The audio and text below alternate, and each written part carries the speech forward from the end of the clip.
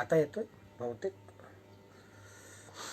ज्या ज्या मंडळींना माझा आवाज येत असेल कृपया त्यांनी मला रिप्लाय पाठवा, जेणेकरून मला अधिक जास्त त्याचा जो काही संतुलन आहे त्याचं थोडंसं मला ठेवता येईल. रामकृष्ण हरी.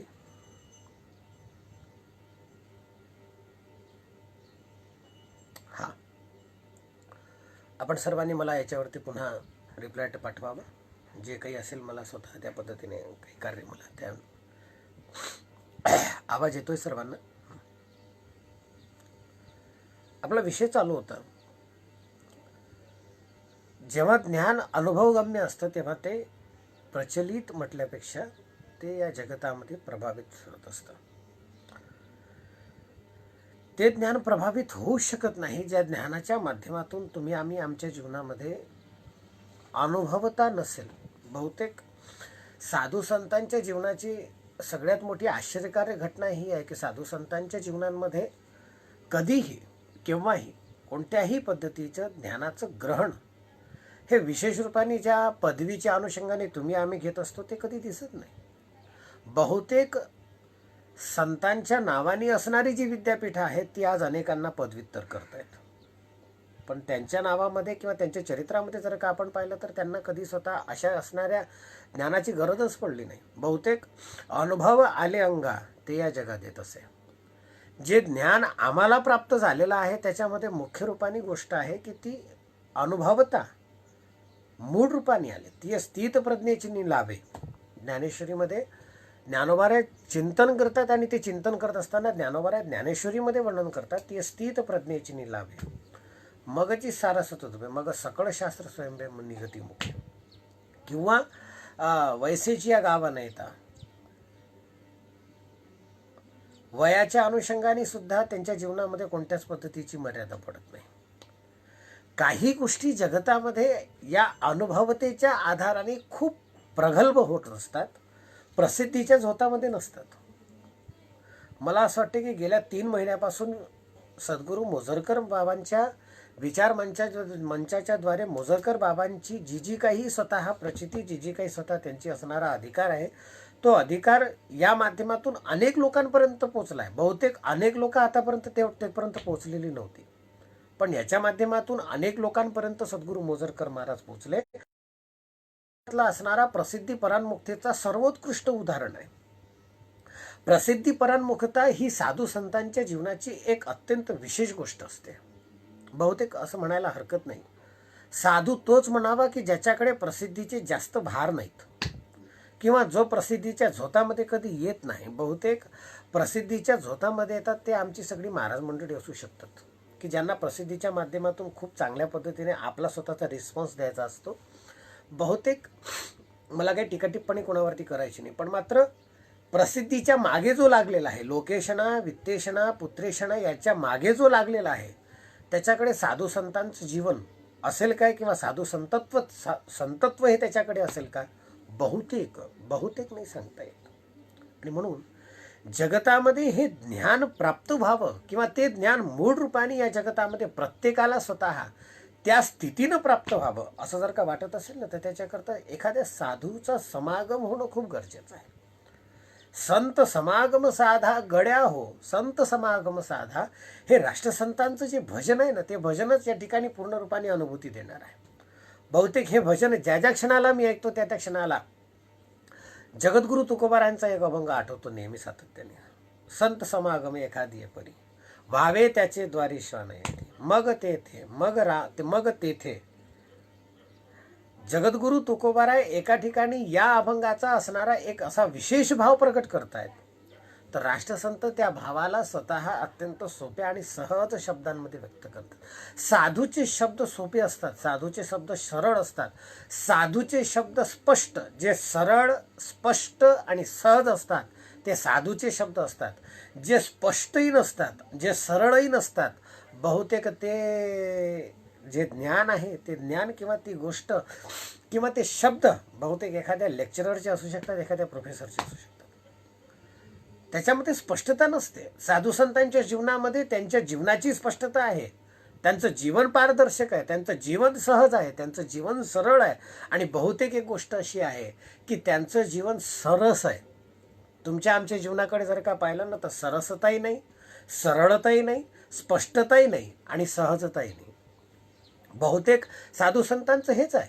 बहुतेक सोपे वर्म आम्हा सांगितले संती, नाम धरा कंठी विठोबाचे. सोपे वर्म, एकदम सोपंच सोपं. साधू संत जे सांगतात ना, ते बहुतेक सोपं असतं. आपण जे सोपं असतं त्याला स्वस्तामध्ये काढतो, म्हणून त्याच्या मागे लागत नाही. आणि जे स्वस्तामध्ये असतं ना, बहुतेक ते साधूकडेच असतं. म्हणून साधू संत अत्यंत विशेष रूपाने, साधू संत अत्यंत विशेष रूपाने केवळ आणि केवळ सोप्या शब्दांमध्ये, बहुतेक राष्ट्रसंत, मला जे चरित्र स्वतः मिळालेलं आहे त्या चरित्राच्या अनुषंगाने मला मोजरकर बाबांच्या संदर्भामध्ये राष्ट्रसंतांनी जे शब्द वापरलेला आहे की विदर्भामध्ये एवढ्या सोप्या आणि सहज शब्दामध्ये एकनाथी भागवत सांगणारा एकच बुवा म्हणजे सद्गुरू मोजरकर बाबा. बहुतेक असं म्हणायला हरकत नाही की हे विदर्भाची शान आहे की एकनाथ बाबांनी नाथ भागवत लिहिल्यानंतर ते नाथ भागवत समजण्याकरता अनेक विद्वान स्वतः PhD करतायत त्याच्यावरती. अनेक विद्वान त्या शब्दांचा कीस पाडतायत. पण त्याचा अधिक जास्त कीस न पाडता अनुभूतीच्या द्वारे आणि आपल्या अधिकारवाणीच्या द्वारे सद्गुरू मोजरकर बाबांनी ज्या पद्धतीने एकनाथी भागवताला घरोघरापर्यंत महाराष्ट्राच्या कानाकोपऱ्यात नेऊन पोहोचवलं, बहुतेक ही खूप मोठी एक परंपरा आहे मोजरकर बाबांची. नाथ भागवताचा असणारा अनुभव, बहुतेक श्रीमद भागवताची कथा सांगणारे कथानक बहुतेक बऱ्याच वेळेला सांगून जातील, पण त्या कथांचा असणारा जो अनुभव आहे किंवा त्या कथांचा असणारा जो अत्यंत विशेष भाव आहे, तो भाव प्रगट करण्याकरता बहुतेक मला असं वाटते एकनाथी भागवताशिवाय दुसरा कोणता अधिकार होऊ शकत नाही. म्हणून मनुष्य जीवनामध्ये अशी संतांची परंपरा ज्या कुळाला प्राप्त झाली किंवा ज्या संतांना ज्या क्षेत्रामध्ये प्राप्त झाली, तो हा विदर्भाचा प्रांत आहे. मला आपणाला जवळ सांगितलं पाहिजे बहुतेक की आपल्या विदर्भामध्ये अशी संतांची एक परंपरा, संतांची एक मांदियाळी येते की ज्या मांदियाळीने तुमच्या आमच्या जीवनामध्ये खूप मोठं कार्य करून दिलेलं आहे. हे कार्य तुम्हाला आम्हाला समजून घ्यावं लागेल. हे कार्य तुम्हाला आम्हाला स्वतः एवढ्याच करता स्वतः ऐकावं लागेल, बहुतेक ते आचरणाकरता घ्यावं लागेल. ती एवढ्याच करता की या सगळ्या संत मांदियाळींनी मोठमोठे असणारे ग्रंथ तुमच्या आमच्याकरता सोपे करून टाकले. अत्यंत जर का विचार थोडासा जर का आपण पाहिला तर एक लक्षात येईल आपल्याला सगळ्यांना. प्रज्ञाचक्षु ज्ञानेशकन्या संत श्री गुलाबराव महाराजांचा असणारा एक ग्रंथ आहे, ज्या ग्रंथामध्ये जो ग्रंथ भक्तिशास्त्राचा आहे. भक्तिशास्त्राचे, नारदीय भक्तिसूत्राचे जे 81 सूत्र आहेत, या सगळ्या सूत्रांना महाराजांनी एका अत्यंत विशेष सोप्या सोप्या शब्दांमध्ये मांडून ठेवलं. बहुतेक ज्या चित्ताकरता तुम्ही आम्ही सगळेजण खूप सोप्या शब्दांमध्ये, बहुतेक असं म्हणायला हरकत नाही की चित्ताच्या फचगड्यामध्ये पडून पडून पडून पडून तुम्ही आम्ही सगळेजण आपल्या जीवनाचा असणारा जो काही उपद्व्याप करण्याच्या भानगडीत पडतो ना, गुलाबराव महाराज त्याच चित्ताकरता एक उपदेश करतात. मना सर्वदा संत सेवा करावी. मना सर्वदा, मना हा शब्द घेऊन चित्ताला उपदेश करतायत 106 ओळ्यांमध्ये, ज्याला चित्तोपदेश असं म्हणतात. आणि ही पदं एवढी सुंदर आहेत की त्या सर्वांच्या संगतीमध्ये बसल्यानंतर किंवा ते सहज म्हटल्यानंतर तुम्हाला आम्हाला असं वाटतं की बहुतेक हे आपलं मनोगत साधू संत बोलतात की काय. संतांच्या जीवनाची विशेषताच ही दिसून येते.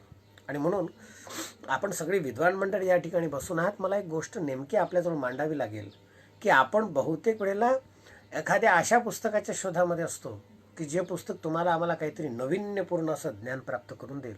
मला असं वाटतं त्या पुस्तकाच्या शोधापेक्षा एखाद्या साधूच्या चरित्राचाच अभ्यास आपण जास्त करावा.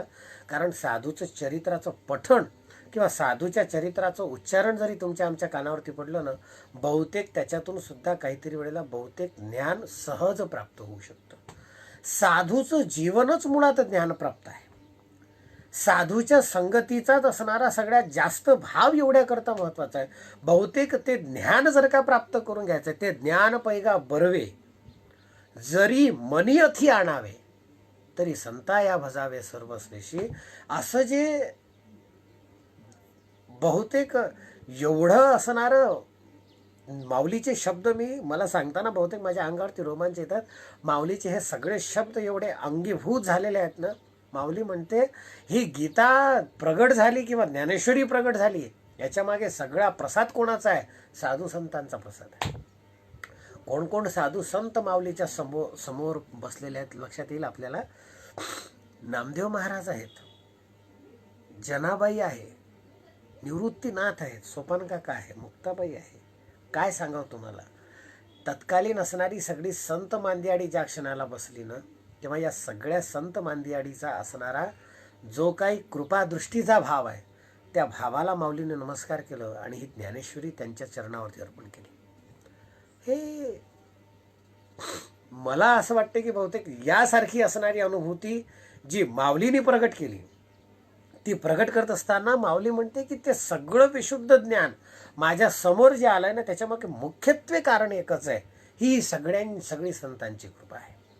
हे या सगळ्या साधूंच्या जीवनाच्या संगतीमध्ये येण्याचा प्रभाव आहे. साधूच्या संगतीमध्ये येण्याचा प्रभाव असतो. बरं, बहुतेक संगतीत बसलो तरी त्याचा प्रभाव आहे.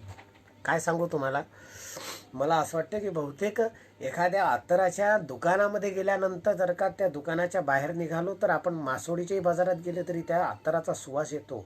त्याचं कारण आहे, कारण अत्तराच्या दुकानातून आलो आहे. अत्यंत घाण अशा असणाऱ्या संसारामध्ये, ज्याला म्हणतात लोक संसार खूप घाण आहे, घाण आहे, घाण आहे, संतांच्या दृष्टीने जर का पाहिला ना तो घाणच नाही. बहुतेक आनंद हा शब्द साधू संतांनी संसाराकरता वापरलेला आहे. आणि बहुतेक हा संसार ज्या क्षणाला साधू संत आनंद रूपाने व्यक्त करतायत, तेव्हा बहुतेक मला असं वाटतं की ही साधूची दृष्टी आहे, ही ज्ञानदृष्टी आहे, जी प्रगल्भ रूपाने अनुभूतीच्या पातळीवरती स्वतः प्रकट होत असते. आणि ही येण्याकरता कोणातरी एखाद्या साधूचा समागम आवश्यक असतो. संत समागम साधा गड्या हो. का? कारण संत समागमाची जर का स्वतः आवड झाली किंवा संत समागमामध्ये आपण समागम साध्य केला तर होईल काय? संत समागम जर का साधला तर बहुतेक या जगताची, या प्रपंचाची जी काही बाधा आहे ना, ती सगळीच्या सगळी बाधा नष्ट होऊन जाते. का?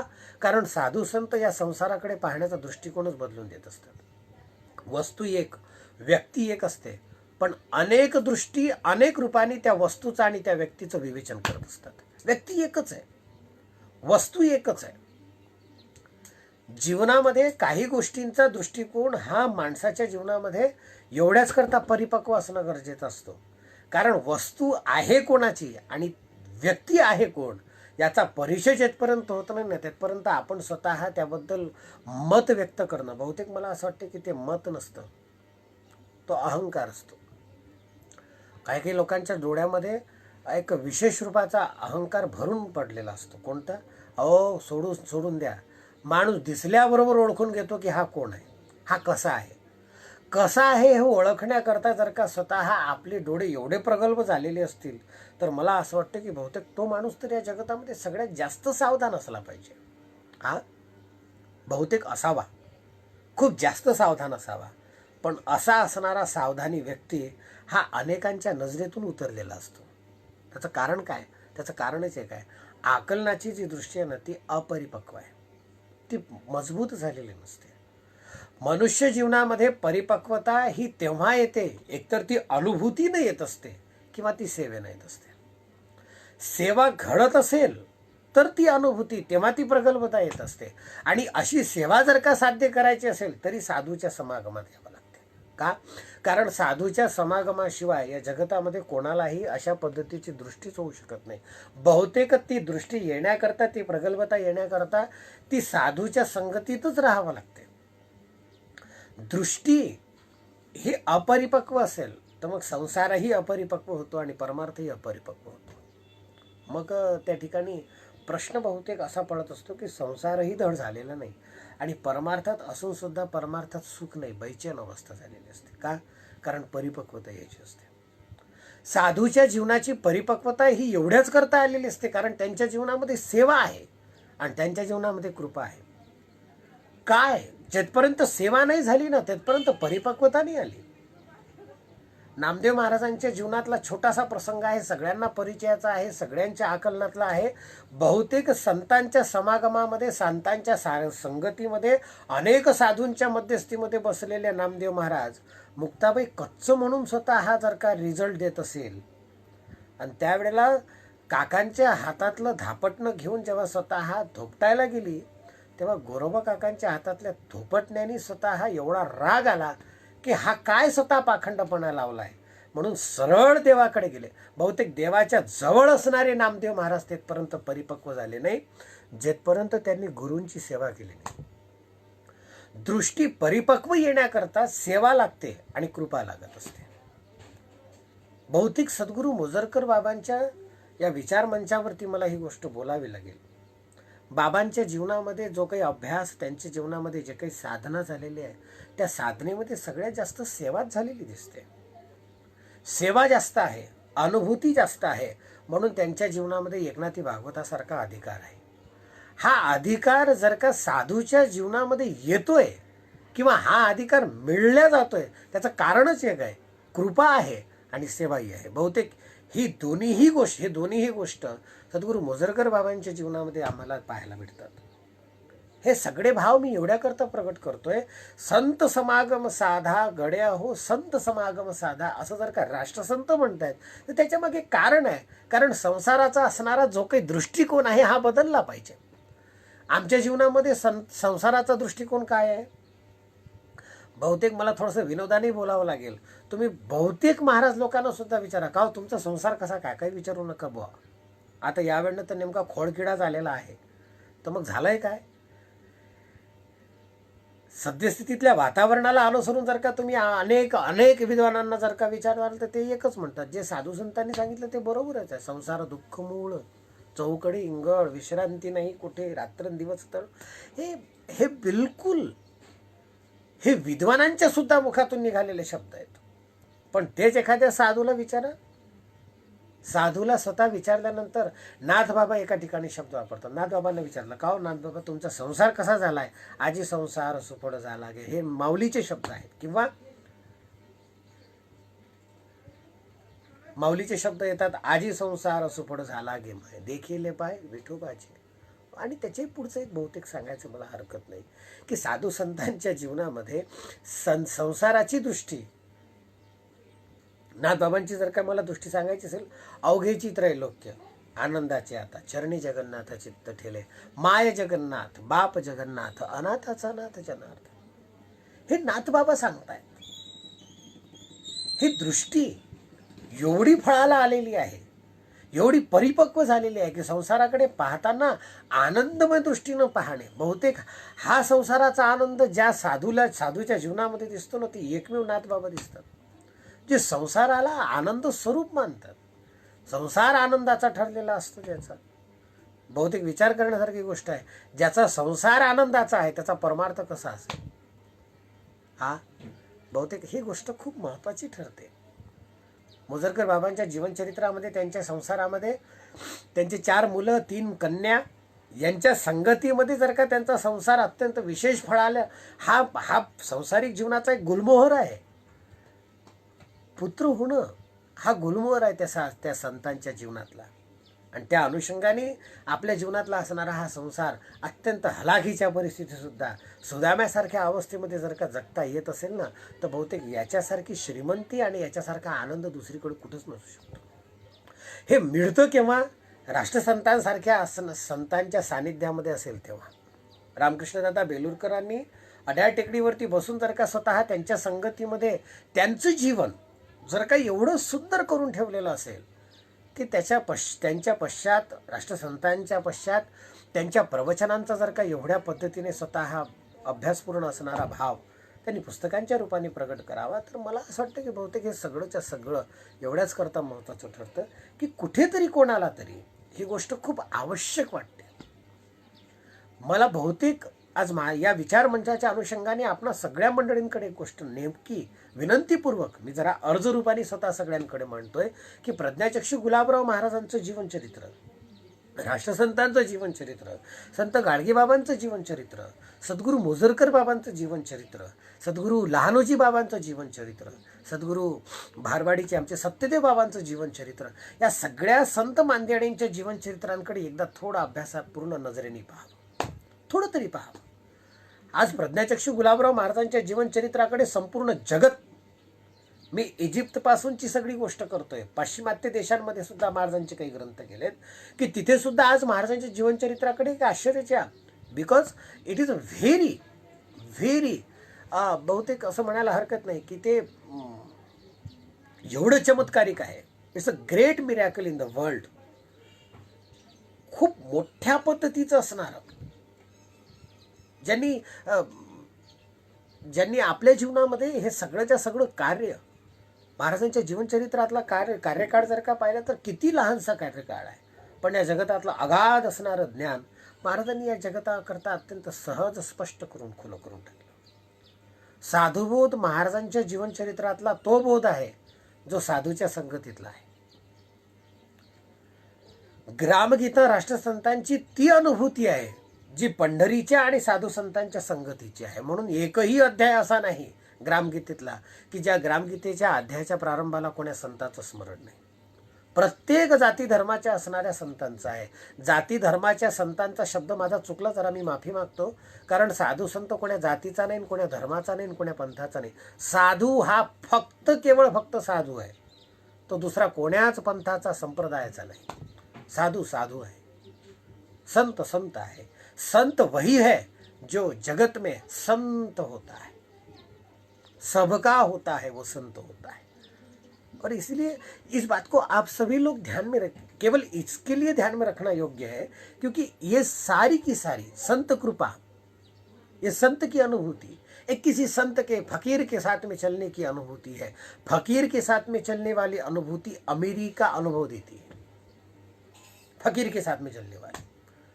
आणि म्हणून हे सगळंच्या सगळं जीवन या जगतामध्ये प्रगल्भपूर्ण युक्त असणारं ज्ञान जर का आपल्याला प्राप्त करायचं असेल ना, तर त्याच्याकरता साधूच्या समागमाचा, संतांच्या समागमाचा आधार घ्यावा लागतो. आणि हा आधार जर का आपल्याला घेता नाही आला ना, तर मग आपल्या जीवनामध्ये आपण केलंय काय?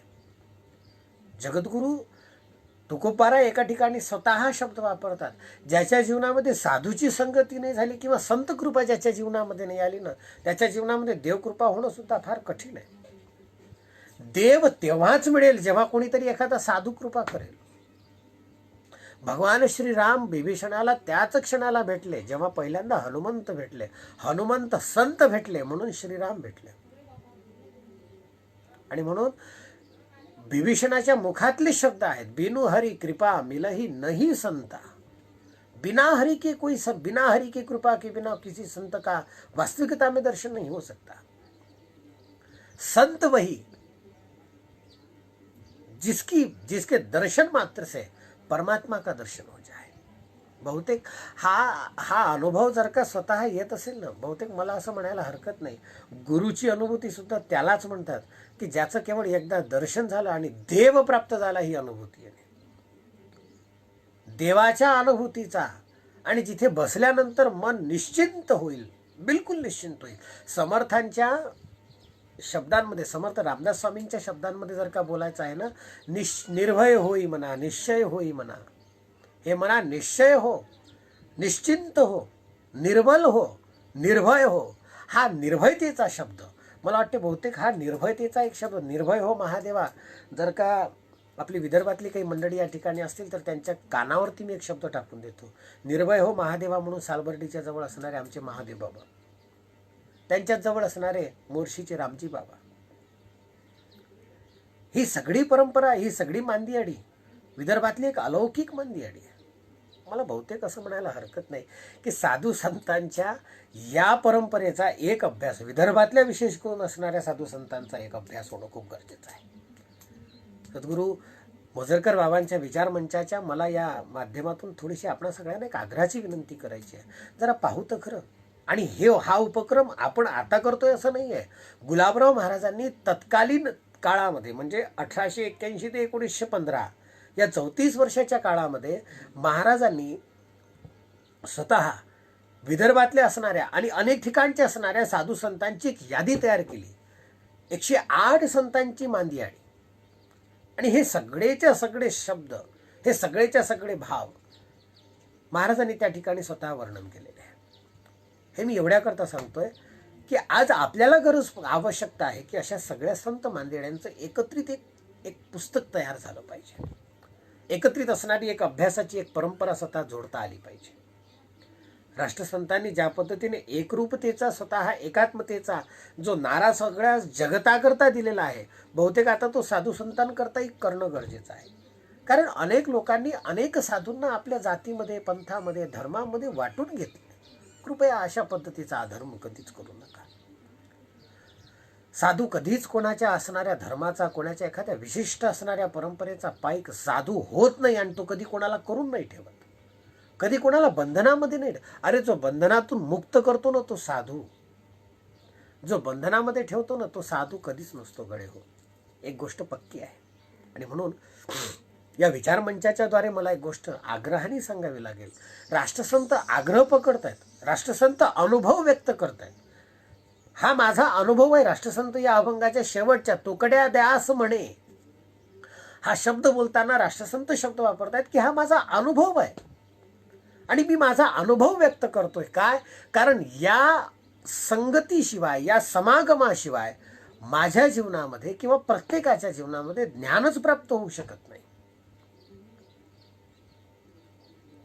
आणि हे ज्ञान जर का प्राप्त करून घ्यायचं असेल ना, तर मग एक गोष्ट करावी लागते. कोणती? संतांच्या समागमाशिवाय दुसरी कोणतीही गोष्ट होऊ शकत नाही.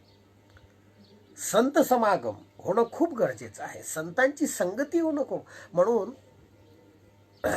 संग धरा तुम्ही, सत्संग करा तुम्ही, हे भजन ज्या पद्धतीने राष्ट्रसंतांनी शब्द वापरलाय ना, बहुतेक आपल्या जीवनामध्ये राष्ट्रसंतांनी आग्रहाची भूमिका एका ठिकाणी ठेवलेली आहे.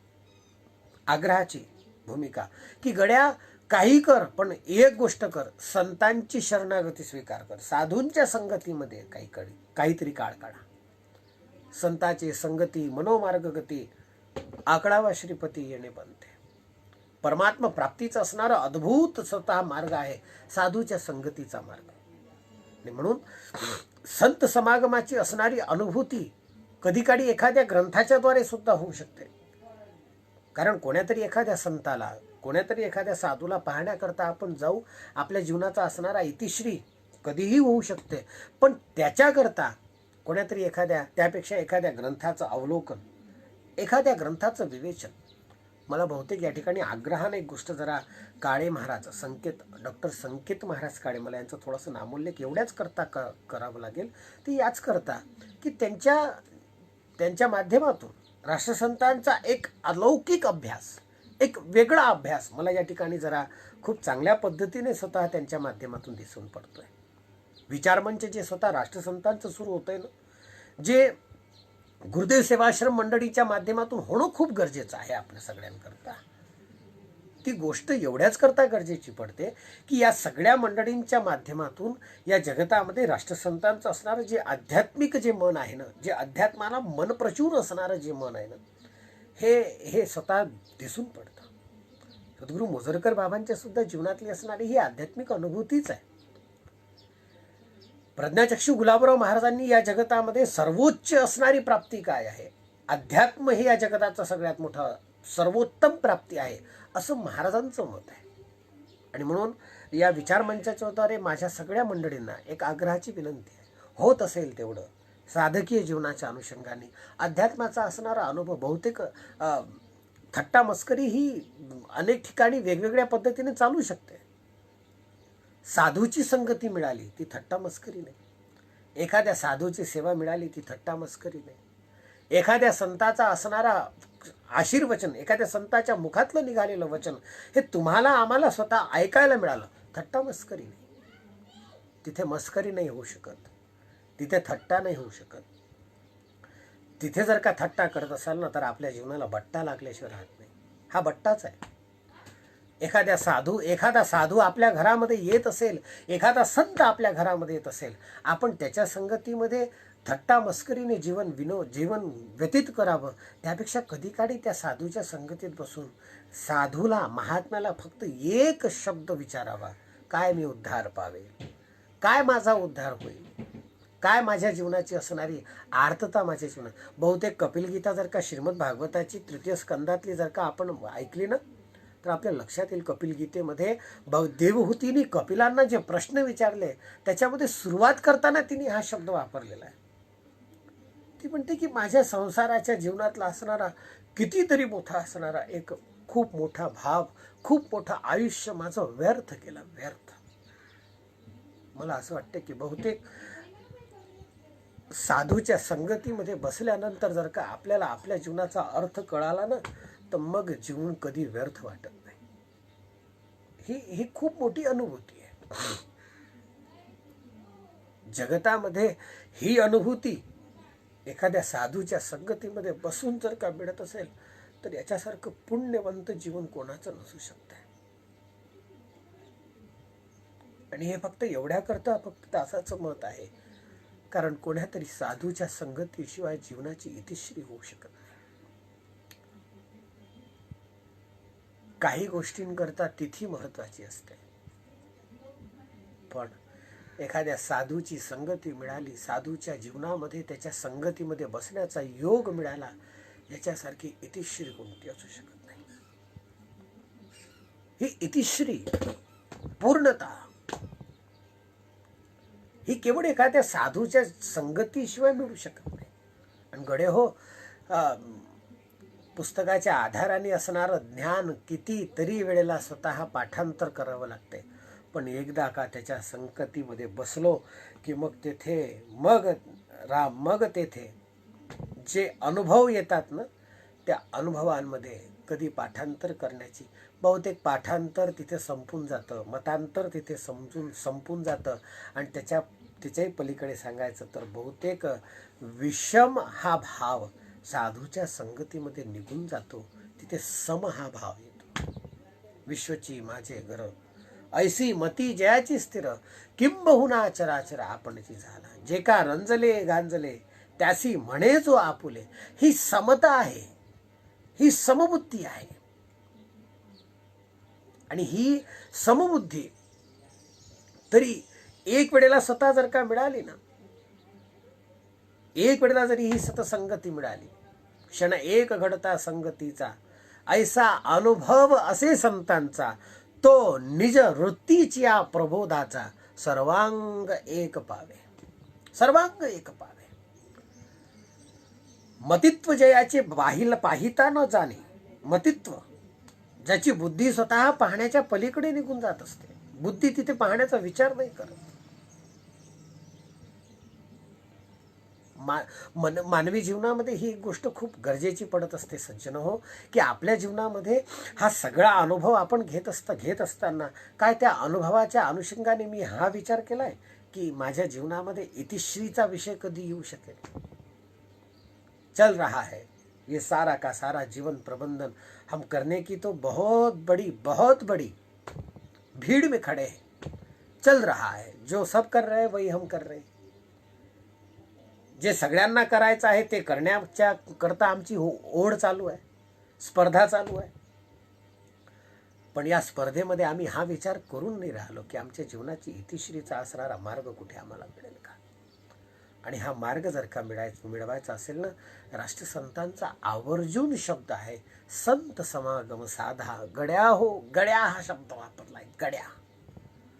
आणि गड्या हा शब्द त्याच्याकरता वापरला जातो जो जीवाचा असतो, जो जीवाच्या पलीकडचा असतो, जो सोबती असतो, जो मित्र असतो. गड्या हा शब्द राष्ट्रसंतांचा खूप प्रिय शब्द आहे. का? कारण राष्ट्रसंतांनी अनेक ठिकाणी अनेक वेळेला हा शब्द वापरलेला आहे. संत समागम साधा, गड्या हो, हा जो शब्द आहे ना, उठ गड्या. राष्ट्रसंतांचे हे सगळे अभंग आपण पहा कधी. गड्या हा शब्द राष्ट्रसंतांचा खूप आवडता शब्द दिसतोय. त्याचं एकच कारण आहे, कारण राष्ट्रसंतांचा हा शब्द एवढ्याच करता आवडीचा आहे कारण राष्ट्रसंत प्रत्येकाला गडी समजतात, स्वतःचा गडी समजतात. आणि का म्हणून? गडी हा शब्द म्हणजे मित्रभावाचा शब्द आहे, मैत्रीचा शब्द आहे. त्याचं कारणच आहे, कारण सगळेजण इथं आलेले जे आहेत ना ते एकमेकाचे मित्रच आहेत, सहोदर आहेत. ममैव वंशो जीवलोके जीवभूत सनातनः मनःषष्ठानि इंद्रियाणि प्रकृतिस्थाने कर्षति मय्या वैश्य मनोये माम. ही अनुभूती राष्ट्रसंतांची. म्हणून गड्या हा जो शब्द आहे ना, हा शब्द खूप आवडीचा आहे, प्रेमाचा आहे, जिव्हाळ्याचा आहे, बिलकुल. आणि हे सगळ्याच्या सगळं एवढ्याच करता महत्वाचं ठरते, कारण जिथे आत्मीयता असते ना तिथे गड्या हा शब्द वापरला जात असतो. सवंगडी जो लहान असतो ना, लहानपणातला जो सवंगडी असतो ना, त्याचा तो किती मोठा जरी झाला तरी त्याच्याकरता गड्या हा शब्द असतो. गड्या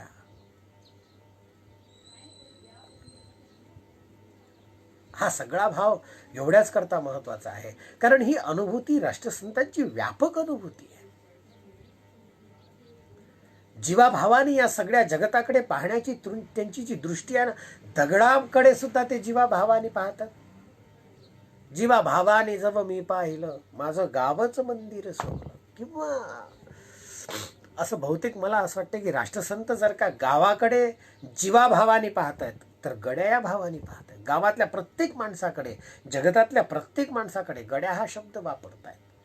म्हणून एखाद्या गावातल्या एखाद्या गल्लीमध्ये सुद्धा भजन करताना गडे हो हा शब्द वापरतात, तर तोच शब्द राष्ट्रसंत संसदेमध्ये राष्ट्रपतीच्या समोर सुद्धा बोलत असताना तोच शब्द वापरतायत. आणि तोच शब्द जपानमध्ये सुद्धा भजन करताना राष्ट्रसंत त्या ठिकाणी तो शब्द वापरतायत. बहुतेक गडे हो हा शब्द राष्ट्रसंतांचा व्यापक शब्द आहे आणि प्रेमाचा शब्द आहे, सहोदराचा शब्द आहे, जिव्हाळ्याचा आहे.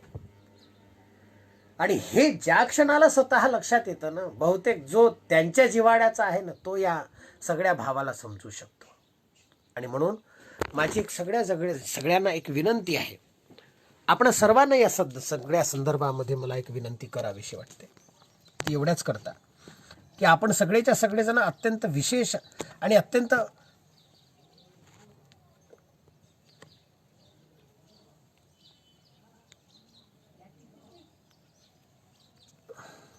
बहुतेक आम्ही सगळेजण या सगळ्या बाबतीमध्ये खूप मोठे आहोत की राष्ट्रसंतांच्या विचारधारेचा असणारा प्रभाव आम्हा सगळ्यांना या ठिकाणी त्या रूपाने प्राप्त होतोय, जे रूप या जगतातलं अत्यंत विशेष, अत्यंत मार्मिक आहे. राष्ट्रसंतांच्या माध्यमातून मोजरकर बाबांचा परिचय, त्यांच्या माध्यमातून असणारी ही सगळीच्या सगळे संत मांदियाडीचा परिचय आम्हाला जो मिळतोय, हा सगळा परिचय आम्ही सगळ्यांनी त्या ज्ञानाच्या साधनेमध्ये त्यांच्या माध्यमातून स्वतः हा वसा घेत चलावा. गडे हो हा शब्द वापरत असताना जर का राष्ट्रसंतांच्या अंतःकरणातला भाव आम्ही समजून गेलो तर बहुतेक त्याचे पुढचे जेवढे काही चारही अभंग आहेत तर खूप कामाचे ठरतील. आणि म्हणून माझा आपणा सर्वांना एक विनंतीचा भाव आहे की आपण सगळ्यांनी या सगळ्या बाबतीमध्ये केवळ एकच विचार करणं गरजेचं ठरतो. राष्ट्रसंतांचा हा शब्द संत समागम, संतांचा समागम होणं खूप गरजेचं आहे.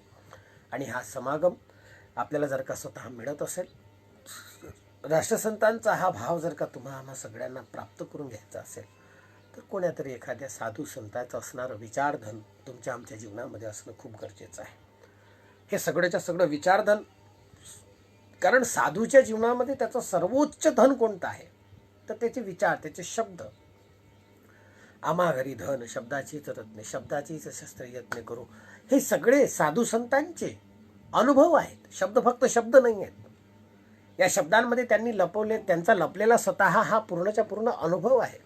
आणि हा सगळा अनुभव जर का स्वतः साधूंच्या जीवनामध्ये असेल तर त्या अनुभवाच्या द्वारे मिळेल काय, हा काय मिळेल हा जर का प्रश्न विचारत असेल ना तर मला ते माऊलीच्या भाषेत देण्याची इच्छा असेल. माऊली शब्द फक्त एवढाच एक वाक्य वापरते की आपण केवळ फक्त माझ्या शब्दावरती तेवढा स्वतः विचार करा. आपण सगळेजण फक्त केवळ माझ्या शब्दांवरती स्वतः केवळ विश्वास ठेवा. काय तर स्वतः तरी अवधान एक वेळ दिजे, मग सर्व सुखाशी पात्र होईजे. हे प्रतिज्ञोत्तर माझे उघड आहे का, हे उघडपणाचं बोलणं आहे साधू संतांचं. गड्या हा शब्द उच्चारून उघडपणानं बोलणारे जे आहेत ना ते साधू आहेत. आणि जे खूप गोडीनं बोलणारे आहे, पण गड्या हा शब्द केवळ फक्त गोडीपुरता जर का असेल ना तर तो काही एवढा विशेष कधी दिसत नाही.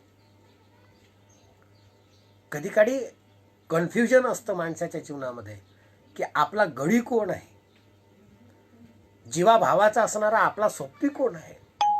आणि हे सगळ्याच्या सगळं प्राप्त करून घेण्याकरता आपल्याला एक गोष्ट नक्की करावी लागते. कोणती तर आपल्याला आपल्या जीवनामध्ये या सगळ्या साधूंच्या जीवनाचा असणारा परिचय त्यांच्या चरित्राच्या द्वारे जर का झाला तर बहुतेक त्यांच्या चरित्राचा अभ्यासही हा एक समागमच आहे. त्यांच्या संगतीमध्ये येण्याचा भाव जर का एखाद्या ग्रंथाच्या द्वारे होत असेल ना, तर तोही एक समागमच आहे. समागम करण्याकरता आज तेवढा काळ स्वतः, आज त्या पद्धतीचा काळ अनुकूल नाही आहे, तो प्रतिकूल आहे. काही वेळपर्यंत अजूनही तो प्रतिकूल असू शकेल.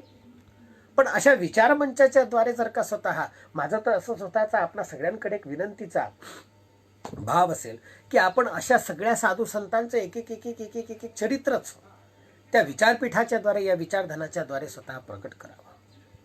गेल्या अनेक दिवसांपासून मी स्वतः अनेक ठिकाणी स्वतः प्रज्ञाचक्षू गुलाबराव महाराजांच्या जीवनचरित्राचा उजाळा बऱ्याच विचारमंचांच्या द्वारे स्वतः प्रकट केलेला आहे.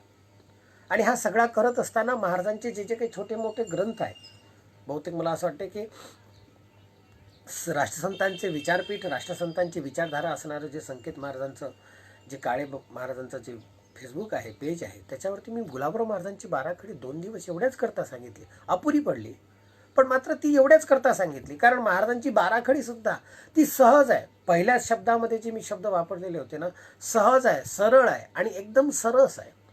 क का काम क्रोध टाकून दीजे, ख खा खोटे भाषण न करीजे, ग गा गाई ब्राह्मणा सेवीजे, ज जा जाता येता ओळख कीजे, थ था थापड कोणाशी न मारीजे, ट टा टाणाटोणा न करीजे, ठ ठा ठामक ठुमक न राहीजे. हे सगळे भाव गुलाबराव महाराजांनी त्या काळामध्ये लिहून ठेवले. बहुतेक आजच्या काळामध्ये अनुसरून जर का आपण विचार पाहिला तर जेवणाकरता लागणारी 2 वेळची जेवणाची व्यवस्था अत्यंत सुंदर पद्धतीची असावी. याच्याकरता जास्तीत जास्त काय करावं लागतंय? पिझ्झा खाणं, बर्गर खाणं, ते भेलपुरी, ते सगळ्या गोष्टी खाणं, हे सगळं खाण्याकरता लागणारे जे काही जास्तीचे स्वतः पदार्थ आहेत ना, हे सगळे पदार्थ खाण्याची तिकडची परंपरा असेल, पण जगण्याकरता लागतं काय? जगण्याकरता जे लागतंय त्याचा एक असणारा अत्यंत विशेष भाव आहे. साधू संतांनी हे सगळं अगोदरपासून तपासलेलं आहे. जाता जाता फक्त एकच शब्द वापरेल.